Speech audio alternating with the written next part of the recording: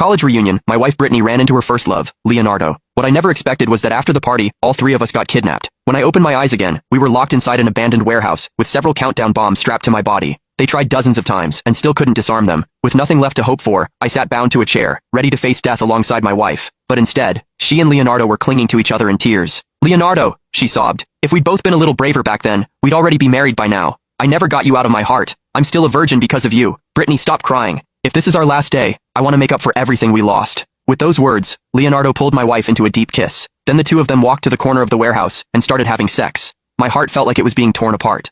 I sat there, waiting for death with nothing but grief and despair. Half an hour later, they stood before me with their clothes in disarray. The countdown on the bombs reached 0, but nothing exploded.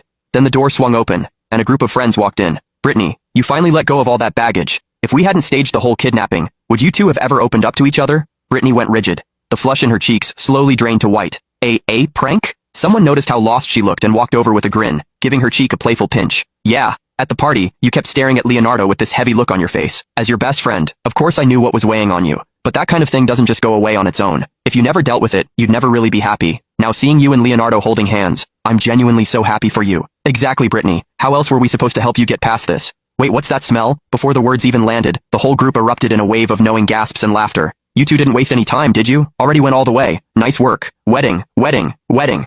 Cheers and blessings filled the abandoned warehouse. And I, Brittany's lawful husband, sat there watching it all with a face drained of color. My nails had dug into my palms hard enough to draw blood. It hurt. The drops fell onto the rope binding my wrists, but somehow my chest hurt worse than my hands. She was my wife. And yet, not even 30 minutes ago, she had slept with another man in that very corner, all to make up for what she said she'd missed. Their breathless whispers, their confessions, their tragic love story, somehow all of it made me feel like I was the one who had no right to be there. I slowly closed my eyes.